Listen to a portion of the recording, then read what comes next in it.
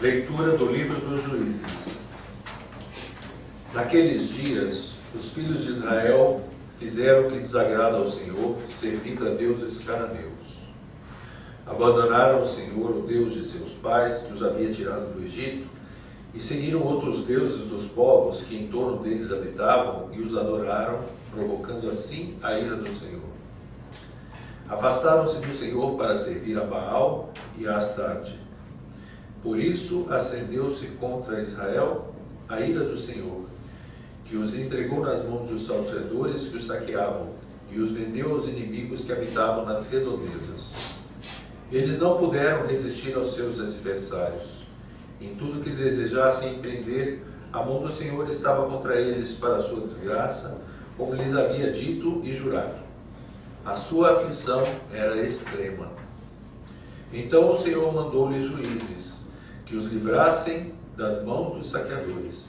Eles, porém, nem aos seus juízes quiseram ouvir, e continuavam a prostituir-se com outros deuses, adorando-os. Depressa se afastaram do caminho seguido por seus pais, que haviam obedecido aos mandamentos do Senhor. Não procederam como eles. Sempre que o Senhor lhes mandava juízes, o Senhor estava como juiz, e o livrava das mãos dos inimigos enquanto o juiz vivia, porque o Senhor se deixava comover pelos gemidos dos aflitos. Mas quando o juiz morria, voltavam a cair e portavam-se pior que seus pais, seguindo outros deuses, servindo-os e adorando-os. Não desistiram de suas obras perversas, nem da sua conduta obstinada. Palavra do Senhor. Graças a Deus. Lembrai-vos de nós, ó Senhor, segundo o amor para com o vosso povo. Lembrai-vos de nós, ó Senhor, segundo o amor para com o vosso povo. Não quiseram suprimir aqueles povos que o Senhor tinha mandado exterminar. Misturaram-se então com os pagãos e aprenderam seus costumes depravados. Lembrai-vos de nós, ó Senhor, segundo o amor para com o vosso povo. Aos ídolos pagãos prestaram culto, que se tornaram armadilha para eles, pois imolaram até mesmo os próprios filhos, sacrificaram suas filhas aos demônios. Lembrai-vos de nós, ó Senhor, segundo o amor para com o vosso povo. Contaminaram-se com suas próprias obras, prostituíram-se em crimes incontáveis. Acendeu-se a ira de Deus contra seu povo, e o Senhor abominou a sua herança. Lembrai-vos de nós, ó Senhor, segundo o amor para com o vosso povo. Quantas vezes o Senhor os libertou? Eles, porém, por malvadez o provocavam. Mas o Senhor tinha piedade do seu povo, quando ouvia o seu grito na aflição. Lembrai-vos de nós, ó Senhor, segundo o amor para com o vosso povo. Aleluia, aleluia, a minha alma abrirei. Aleluia, aleluia, Cristo é meu Rei. O Senhor esteja convosco. Ele está no meio de nós. Proclamação do Evangelho de nosso Senhor Jesus Cristo segundo São Mateus. Glória a vós, Senhor. Naquele tempo, alguém aproximou-se de Jesus e disse-lhe: Mestre, que devo fazer de bom para possuir a vida eterna? Jesus respondeu: Por que me perguntas sobre o que é bom? Um só é o bom. Se queres entrar na vida, observa os mandamentos. O homem perguntou: Quais mandamentos? Jesus respondeu: Não matarás, não cometerás adultério, não roubarás, não levantarás falso testemunho, honra teu pai e tua mãe, e ama o teu próximo como a ti mesmo. O jovem disse a Jesus: Tenho observado todas essas coisas que ainda me faltam.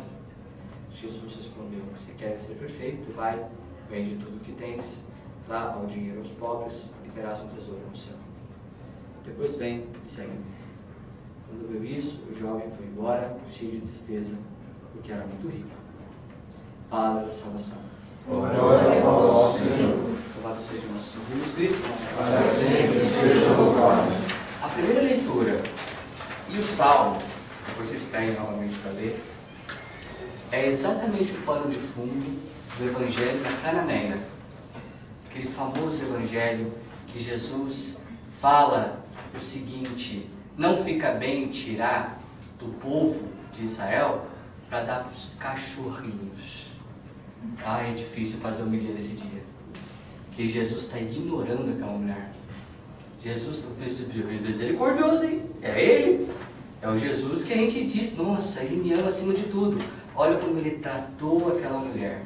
Quando a gente lê essa primeira leitura e o Salmo, a gente entende por quê.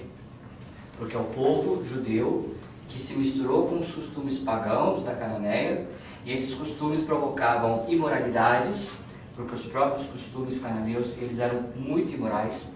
Eles tinham como veneração algumas linhas da Cananeia, exatamente o órgão sexual masculino. E eles achavam que o deus Baal era exatamente então aquele provocador das imoralidades. Então tudo valia. Diferente dos tempos de hoje, né? Claro, hoje todo mundo é muito casto, muito puro, né? Então, nos tempos atrás, e a coisa era tão mais grave também, que eles imolavam crianças. Eles colocavam crianças no fogo, muitas vezes, para adorar o deus Baal. Não é à toa que em algumas possessões que alguns exorcistas fazem, um dos nomes que o demônio solta é Baal, né? Porque realmente o Salmo está dizendo até eles trocaram o seu Deus para adorar, para venerar demônios.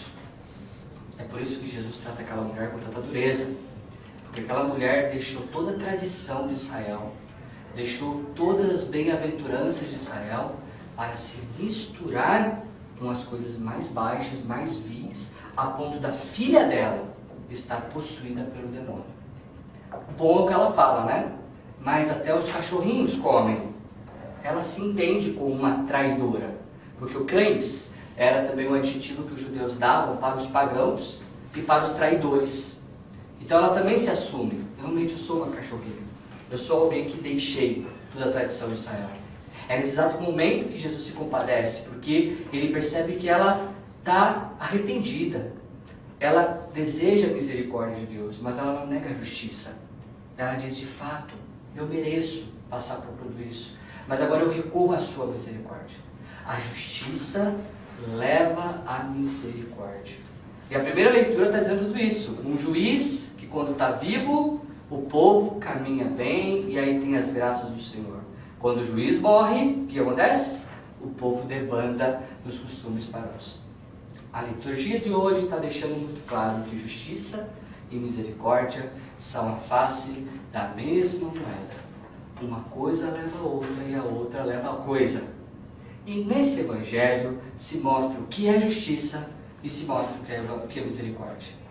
Justiça é dar a Deus tudo da nossa vida, porque Ele foi extremamente misericordioso conosco. Ele deu muito mais do que a justiça pedia. Ele deu até o que a justiça não pedia, que era a sua vida. Deus não só, no tempo que estava encarnado aqui, Jesus Cristo, Ele não só fez curas, que já era até mais do que era necessário, mas Ele deu de si. Ele se esvaiu pela humanidade. O preço do nosso resgate devia ser R$1 milhão. Ele deu 800 bilhões de euros. Entendeu? É tipo incontável. Ele deu muito mais do que o que a justiça pedia. Muito mais. E agora é a justiça que nós demos o mesmo. Nós temos que dar o mesmo para Deus. Mais, muito mais, sempre mais. Quem pensa nisso? Quem sempre pensa assim: Deus merece o meu melhor e nunca está bom. Temos que dar mais. Mais da minha vida, mais do meu tempo, mais da minha existência, mais do que eu tenho para Deus, o melhor. O melhor. É nesses que de fato a santidade vai crescendo cada vez mais, os grandes milagres vão acontecendo, porque não existe essa mente tacanha que este jovem rico tem. Olha que loucura! Ele preferiu as riquezas desta terra, que é tão corruptível, que é tão temporária, que dura no máximo o quê? Na época a expectativa de vida de um judeu era 40, 50 anos. Ele trocou a eternidade por 40, 50 anos. Por quê? Porque naquela época elas teve a mentalidade que nós muitas vezes temos. Nós às vezes achamos que o mundo sobrenatural é etéreo demais. Né? O mundo sobrenatural, é um mundo que não tem muito vazão aqui. É como se lá fosse uma realidade instável. O que importa é o concreto do hoje. É a materialidade do nosso tempo. Tem muita gente que está vivendo muito mais em função de uma pseudo-materialidade, como se isso aqui fosse mais concreto do que o céu. Só que no céu é que as realidades são imutáveis. No céu é onde não existe corrupção. Objetivamente, o céu é muito mais concreto do que a nossa vida aqui, nessa terra, que é transitória, que é totalmente contingente. Esse jovem ele tem parâmetros assim. Ele avalia que as realidades terrenas são mais objetivas do que as realidades celestiais, quando é exatamente o contrário. Aqui você vai viver no máximo 70, 80 anos. Lá não tem nem tempo. É para toda a vida. É por isso que os seus parâmetros têm que ser os de Deus. Se Deus deu o melhor dele para mim, eu tenho que dar o meu melhor para ele. E esse ter aqui baseado na graça, porque até essa consciência de dar o melhor para Deus é a graça de Deus penetrando em você. Não é você por você mesmo que tem essa consciência. Que nesta Eucaristia que vamos receber então, que otimizemos o que estamos dando para Deus. Com a seguinte pergunta: o que o Senhor quer de mim? Cuidado, hein? Ele responde. E quando ele responde, a nossa vida se revoluciona. Eu tenho vou contar um pouquinho, peço perdão, desculpa para dizer isso. Um dia teve nem era padre ainda, estava sentindo as primeiras perturbações vocacionais. Aí um grupo de jovens fez a chamada Festa do Céu, que era para combater o Halloween. Fizeram o contrário, fizeram uma balada, né? Mas a gente, em vez de se vestir de demônio, de bruxa, a gente se vestia de santo, de algum personagem da Bíblia, né? Exatamente para combater a ideia do Halloween, né?